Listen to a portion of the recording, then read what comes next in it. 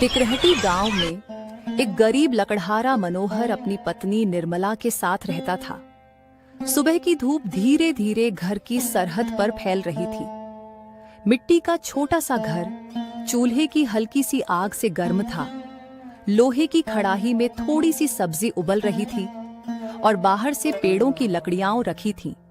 अचानक किसी ने जोर से मोहन को पुकारा। अरे इतनी सुबह सुबह कौन जोर से आवाज लगा रहा है? मनोहर बाहर गया तो सामने सेठ नरेश सिंह खड़े थे। चेहरा लाल पीला और गुस्से से भरा हुआ।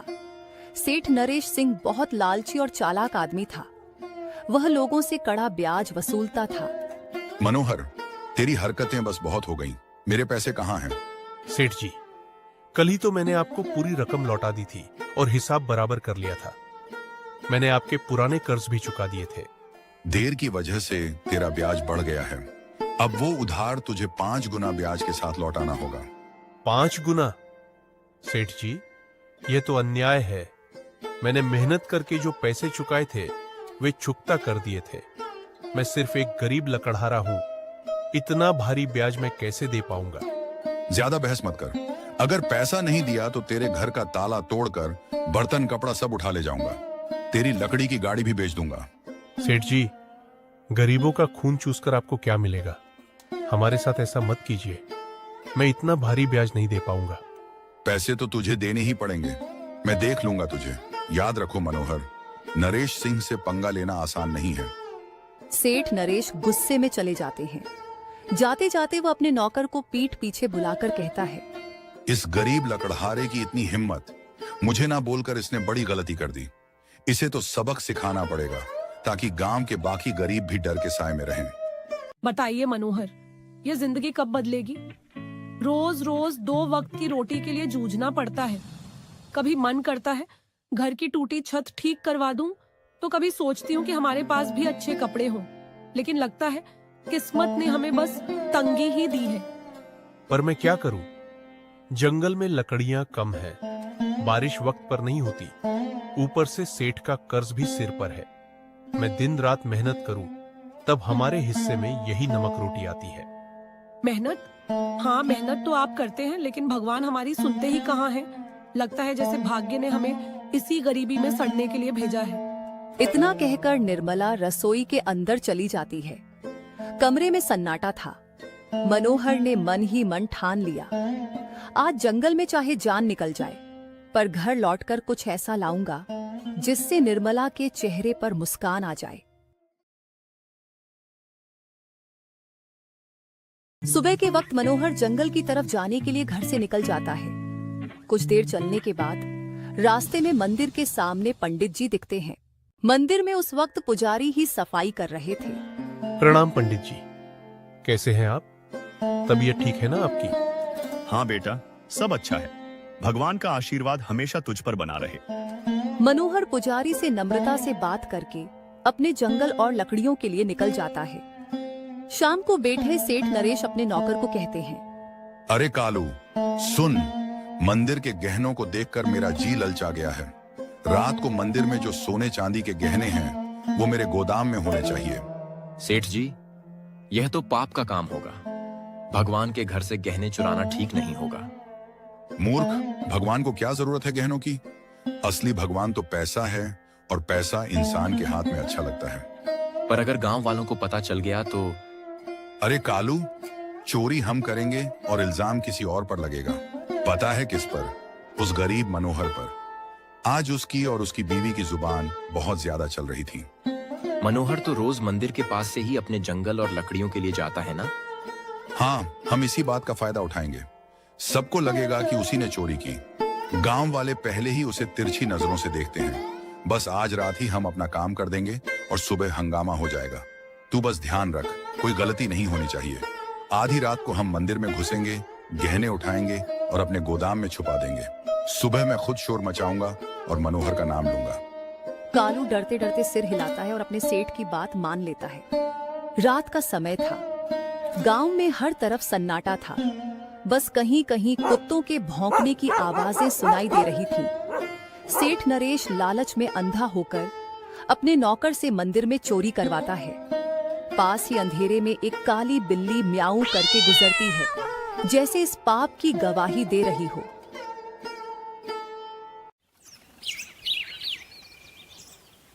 अगली सुबह गांव के बीचों बीच मंदिर के सामने भीड़ इकट्ठी हो गई थी।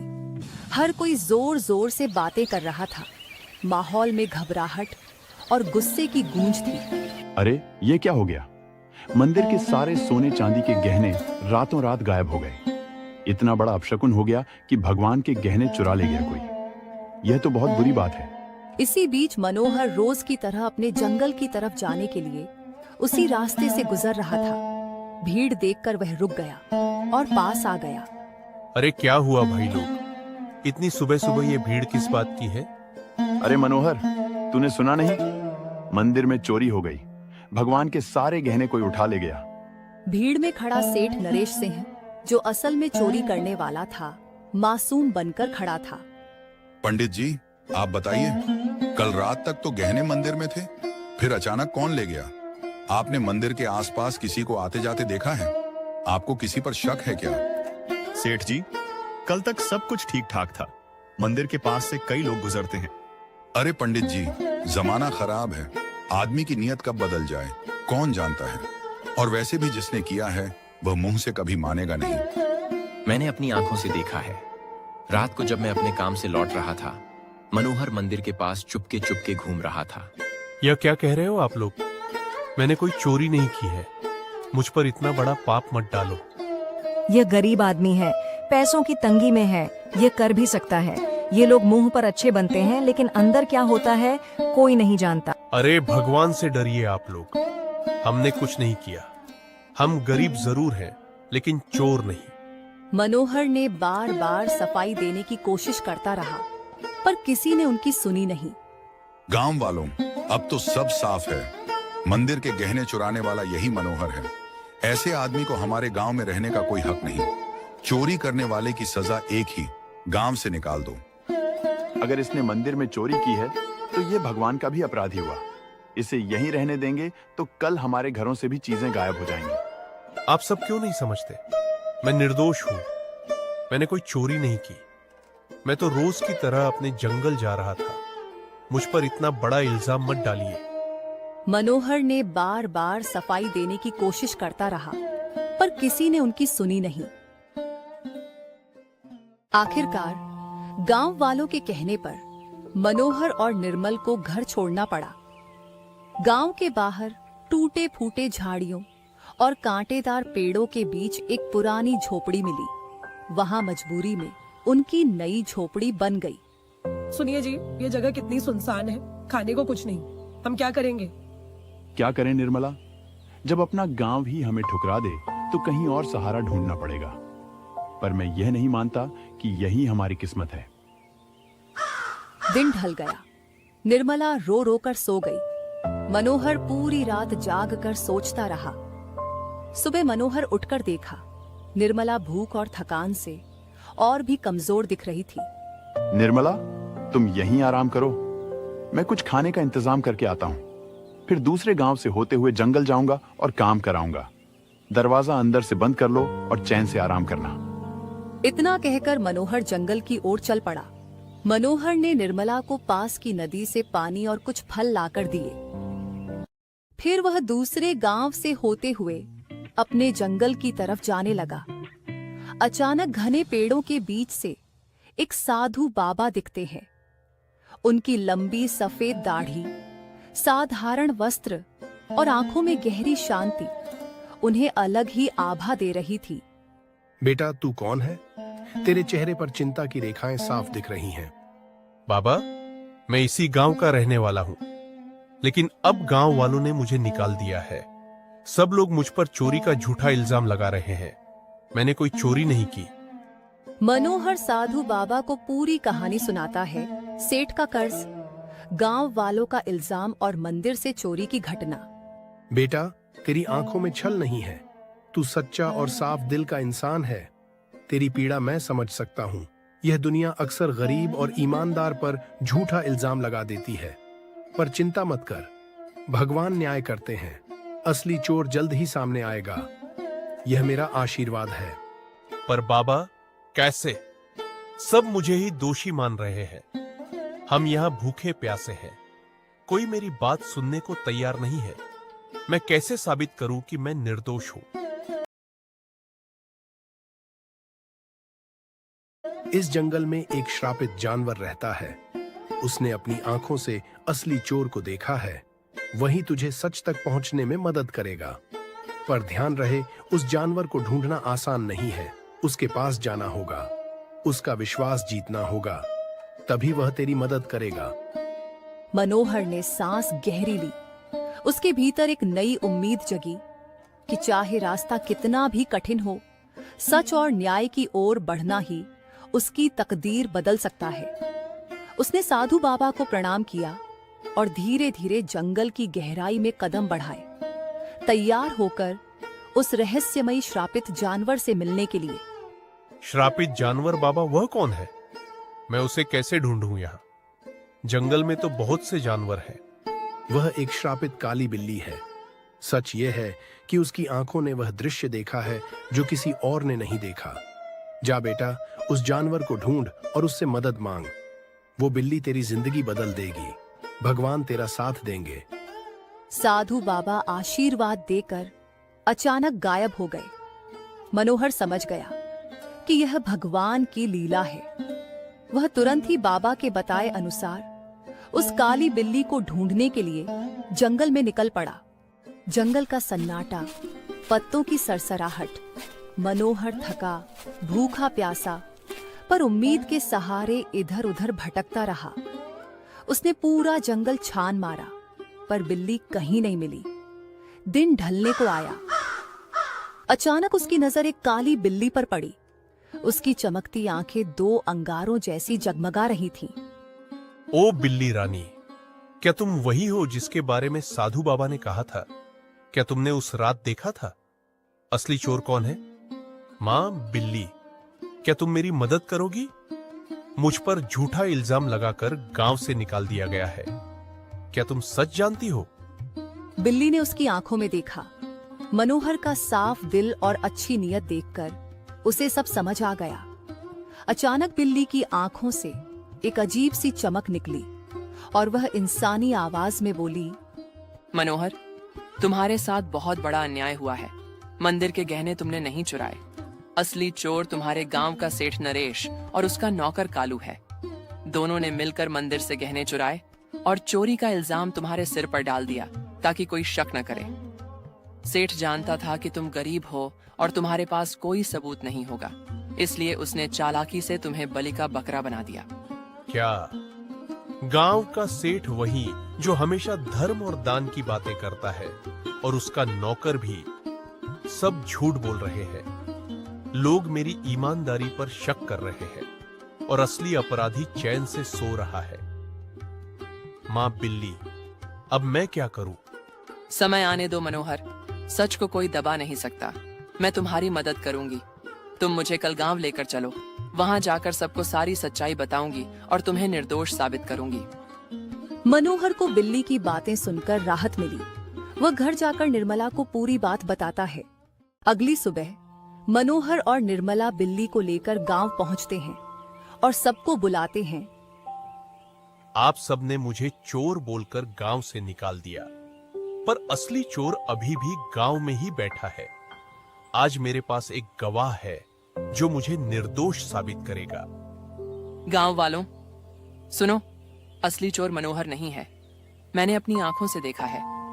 मंदिर के गहने सेठ नरेश और उसके नौकर कालू ने मिलकर चुराए हैं। अगर तुम्हें यकीन नहीं होता तो सेठ के घर जाकर देखो। मंदिर के गहने वहीं मिलेंगे। अरे, यह बिल्ली बोल कैसे रही है?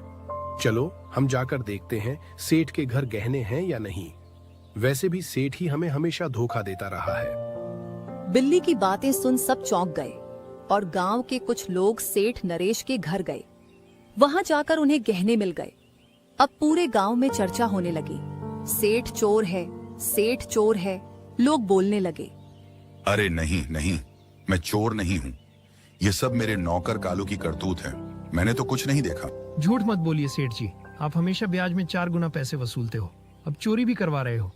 ठीक है, अगर तुम सब कहते हो तो इस नौकर को सजा दूंगा, क्योंकि वही असली चोर है।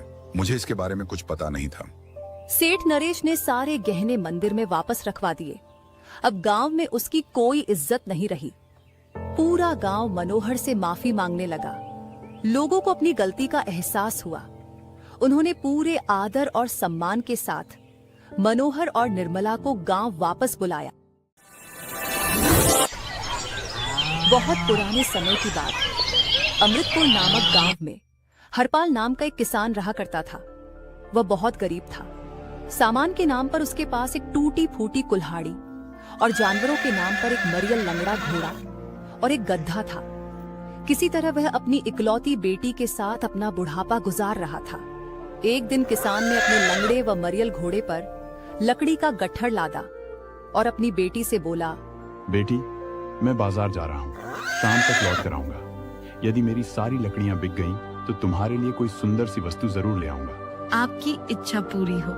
बापू पर जरा सावधान रहना, क्योंकि बाजार में बहुत सारे मनहूस लोग होते हैं। वहाँ कुछ लोग पैसा बनाते हैं और कुछ लूटे जाते हैं। लकड़ी बेचकर जल्द से घर लौट आना। मैं खाना बनाकर आपका इंतजार करूंगी। ठीक है बेटी, मैं तुम्हारी बात का ध्यान रखूंगा। अब मैं चलता हूँ।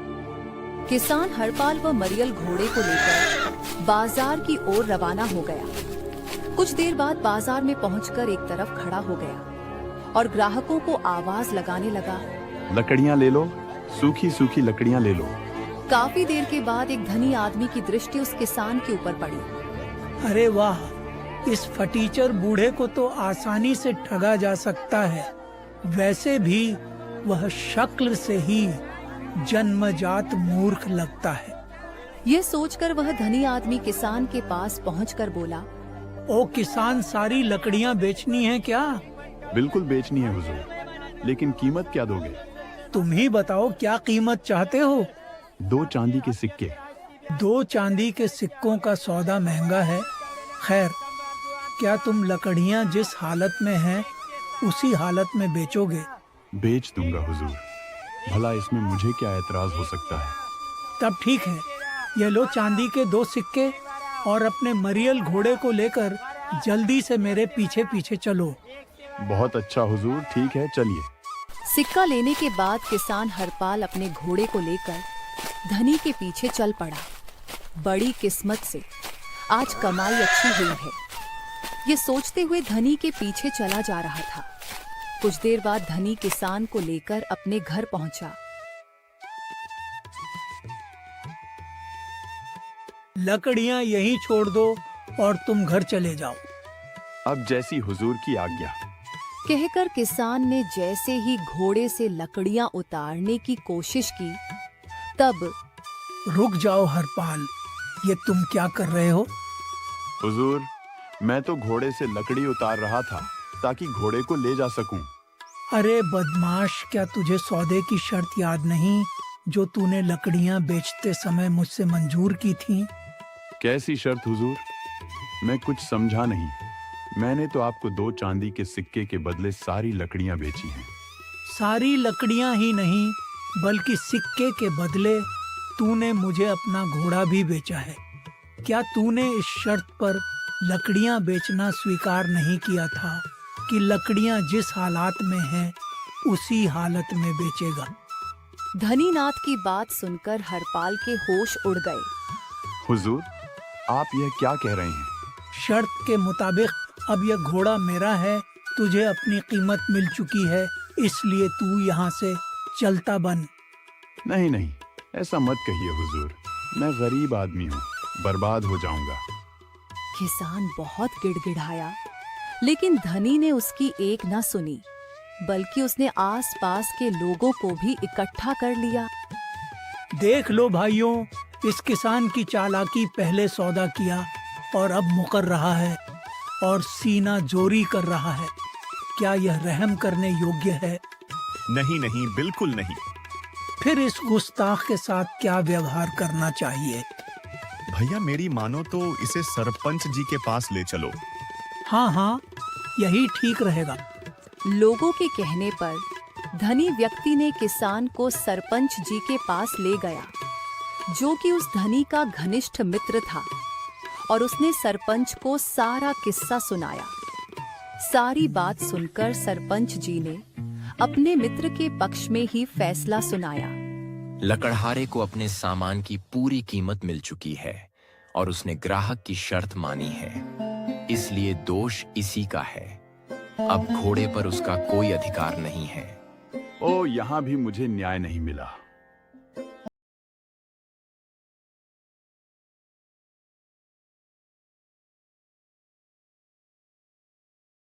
बेचारा हरपाल अपने जले नसीब पर आंसू बहाता हुआ जब अपने घर पहुंचा तो बापू, यह क्या तुम्हारी आंखों में आंसू कैसे? सब ठीक तो है ना? क्या बताऊं बेटी, हमारे तो भाग्य ही फूटे हैं। वैसे ही मेरे पास धन के रूप में कुछ नहीं था। आज हमारा लंगड़ा घोड़ा भी हाथ से निकल गया। हरपाल ने सारी आपत्ति सीता को सुनाई। सारी बातें सुनकर सीता ने अपने पिता की हिम्मत बढ़ाते हुए कहा, तुम जरा भी चिंतित मत हो बापू, सब ठीक हो जाएगा। भगवान के घर देर है पर अंधेर नहीं। उसके बाद खाना खाकर दोनों बाप बेटी सो गए। लेकिन सुबह दुख के कारण हरपाल चारपाई से उठ ना सका। अपने पिता की हालत देखकर सीता बोली, बापू, तुम्हारी तबीयत आज ठीक नहीं है, इसलिए आज मैं बाजार जा रही हूँ। शायद मेरी किस्मत तुमसे अच्छी निकले और मैं लकड़ी अच्छी कीमत पर बेच सकूं। जैसा तुम ठीक समझो बेटी। जाओ, मैं तुम्हारे लौटने की राह देखूंगा बेटी। सीता ने अपने गधे पर लकड़ी का गट्ठर लादा और बाजार की ओर रवाना हो गई। सीता रास्ते में चलते चलते यह सोचती है, यदि वह बेईमान धनी मुझे मिल गया तो मैं उसे उसके किए का हिसाब चुका दूंगी। थोड़ी देर में ही वह बाजार पहुंच जाती है। लकड़ी ले लो, सूखी सूखी लकड़ियां सस्ते में ले लो। उस रोज भी वह धनी आदमी किसी को ठगने के विचार से बाजार आया हुआ था। उसने लकड़ियां बेच रही सीता की ओर देखा। भगवान आज फिर से एक शिकार मेरे लिए भेज दिया। कल लंगड़ा घोड़ा मिला था, आज लकड़ियों के साथ पूरा गधा मिल जाएगा। इतना सोचकर धनी व्यक्ति सीता के पास पहुंच जाता है। अरे लड़की, क्या अपनी लकड़ियां बेचनी है? इसकी क्या कीमत है? चांदी के 3 सिक्के हुजूर। यह महंगा सौदा है, क्या दाम कुछ कम नहीं करोगी? सौदा 4 सिक्कों में भी आपको महंगा नहीं पड़ेगा। हुजूर, लकड़ियां बिल्कुल सूखी हैं, मंजूर हो तो बोलिए। यह लड़की तो बहुत सियानी लग रही है। खैर, कोई बात नहीं, जल्दी इसकी सारी अक्लमंदी गायब हो जाएगी। धनीनाथ सोच ही रहा था कि सीता बोल पड़ी। क्या सोचने लगे हुजूर? जल्दी बताइए, वरना मैं किसी दूसरे ग्राहक को आवाज दूं। ठीक है, मुझे 3 सिक्कों में सौदा मंजूर है, लेकिन यह लकड़ियां जिस हालत में हैं, उसी हालत में बेचनी होगी। क्या तुम्हें मंजूर है? धनीनाथ की बात सुनकर चतुर सीता चौंक उठी।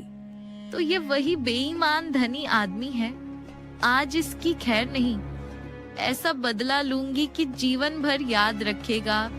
सीता सोच ही रही थी कि तभी धनी बोल पड़ा। अरे लड़की, जवाब जल्दी दो, मेरे पास फालतू वक्त नहीं है। ठीक है हुजूर, बेच दूंगी, लेकिन मेरी भी एक शर्त है।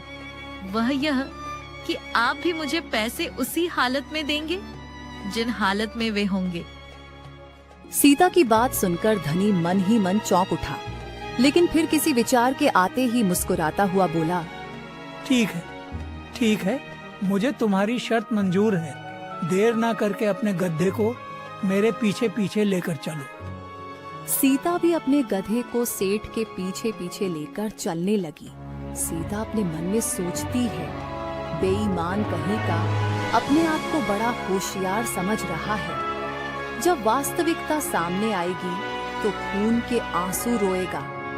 सीता सोचते हुए धनी के घर पहुंच गई। हुजूर, लकड़ियां कहाँ रखूं? अरे मूर्ख लड़की, तूने क्या सौदा किया था?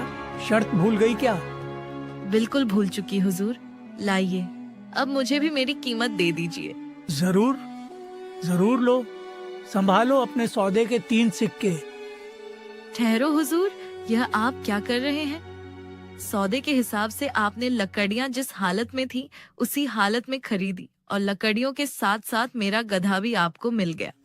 लेकिन आपने मुझसे भी तो यह वादा किया था कि आप पैसे उसी हालात में देंगे जिन हालात में वे होंगे, इसलिए इस समय वे आपके एक हाथ के साथ हैं। अतः आप सिक्कों के साथ साथ अपना एक हाथ भी मुझे दीजिए, और शर्त और सौदे के मुताबिक आपको ऐसा करना ही होगा। लाइए, सिक्कों के साथ अपना एक हाथ भी दीजिए। सीता की बात सुनकर धनी के होश उड़ गए। क्या बक रही है लड़की? तुम्हारी ये मजाल मेरे से पंगा ले रही हो? मैं कहता हूँ निकल जाओ मेरे घर से। बक नहीं रही सेठ जी, बल्कि न्याय की बात कर रही हूँ। आपको सिक्कों के साथ साथ अपना एक हाथ भी देना होगा। ऐसा मैं नहीं कर सकता हूँ, मेरे घर से चली जाओ। ऐसे नहीं सेठ जी, अब तो मैं यहाँ से अपना हक लेकर ही जाऊंगी। और सीता जोर जोर से चिल्लाने लगी। अरे लोगों, सुनो भाइयों बहनों, मेरी बात सुनो। मुझे इस बेईमान सेठ से न्याय दिलवा दो। हे भगवान, यहाँ तो लेने के देने पड़ गए। अरे बेटी सुनो तो, मेरी बात तो सुनो। अब तो मैं सिर्फ एक ही शर्त पर आपकी बात सुन सकती हूँ सेठ जी, कि आप पहले अपना एक हाथ काट कर दीजिए। अरे बेटी, हाथ के बदले में तुम्हें एक घोड़ा, तुम्हारा गधा, सारी लकड़ियाँ और इन सब के साथ 4-4 चांदी के सिक्के भी देने को तैयार हूँ। भगवान के लिए लोगों को इकट्ठा मत करो। सीता भी अपनी जिद पर अड़ी थी। नहीं सेठ जी, मुझे यह सब चीजें नहीं, बल्कि तुम्हारा एक हाथ ही चाहिए। सेठ जी, लगता है आज ये 2 टके की छोकरी मेरा सत्यानाश करके ही छोड़ेगी। सीता और धनीनाथ का शोर सुनकर देखते ही देखते आस पड़ोस के बहुत सारे व्यक्ति वहां जमा हो गए, और सीता ने उन्हें सारी बात सुनाकर अंत में बोली, अब आप सभी फैसला करें कि शर्त के मुताबिक मुझे सिक्कों के साथ साथ इसका एक हाथ भी मिलना चाहिए या नहीं। हाँ, मिलना चाहिए सेठ। कल इसी शर्त के मुताबिक तुमने एक गरीब किसान से उसका घोड़ा प्राप्त किया था। आज तुम्हें भी अपने हाथ को इस लड़की को देना होगा। बिल्कुल देना होगा, वरना हम तुम्हें जबरदस्त सरपंच जी के पास ले चलेंगे। क्यों भाइयों? हाँ हाँ, हम भी साथ चलेंगे। सरपंच जी का नाम सुनते ही धनीनाथ का चेहरा प्रसन्नता से खेल उठा। ठीक है, मैं अपनी इच्छा से सरपंच जी के पास चलने को तैयार हूँ। मुझे पूरा विश्वास है कि वह दूध का दूध, पानी का पानी कर देंगे। सभी लोग सीता और धनीनाथ के साथ उसी समय सरपंच जी के पास पहुँचे, जो उसका घनिष्ठ मित्र था, और इस बात की किसी को खबर नहीं थी। लेकिन वह भी सारा किस्सा सुनकर उलझन में पड़ गया। यदि मैं मित्र का पक्ष लेता हूँ तो सारे लोग मुझे अधर्मी और न्यायहीन समझेंगे, और यह बात महाराज तक पहुँच गई तो मेरी खैर नहीं। सरपंच इतना सोच ही रहा था कि मुँह गरीब के साथ न्याय कीजिए हुजूर, और मुझे मेरा हक दिलवाइए। हम सारी बात सुनकर इस नतीजे पर पहुंचे हैं कि दोषी यह धनीनाथ ही है और तुम्हारी मांग जायज है।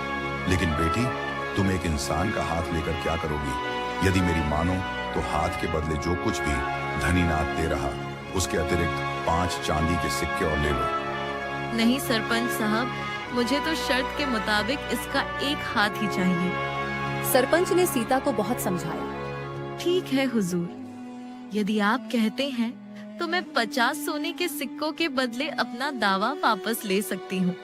धनीनाथ सीता की बात सुनते ही बोल पड़ा।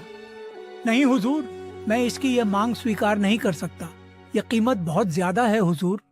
यदि यह कीमत इसके एक हाथ से ज्यादा है तो मुझे एक हाथ ही स्वीकार है। कृपया आप देर न करके इसका एक हाथ काट कर मुझे दिलवाइए। घर में मेरे बापू मेरा इंतजार कर रहे होंगे।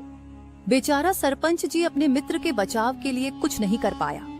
वह मौका ही ऐसा था कि उसे मजबूरन धनीनाथ से कहना पड़ा, सेठ कसूर तुम्हारा है। अपने शर्त के मुताबिक अपना हाथ काट कर दो या फिर 50 सोने के सिक्के, यही हमारा फैसला है। सरपंच का फैसला सुनकर धनीनाथ के पैरों तले धरती खिसक गई। लेकिन मरता क्या ना करता, उसे सीता द्वारा मांगा गया धन देना ही पड़ा। ले चतुर लड़की, यह लो 50 सोने के सिक्के, लेकिन ये मत समझना कि तू मुझसे ज्यादा चतुर है। सेठ जी, सच्चाई तो ये है कि मैं आपसे ज्यादा चतुर हूँ। विश्वास ना हो तो आजमा कर देख लो। इतना कहकर वह घर के लिए रवाना हो जाती है। सोने के सिक्के लेकर सीता अपने घर आ जाती है, अपनी बेटी को बिना गधे के वापस लौटते देखकर। अरे उसके साथ तो गधा है ही नहीं, कहीं मेरे जैसे उसके साथ भी नहीं हुआ। सोचकर बेचारे किसान हरपाल का हृदय किसी अज्ञात आशंका से कांप उठा। लेकिन जब सीता ने उसके पास पहुंचकर सारी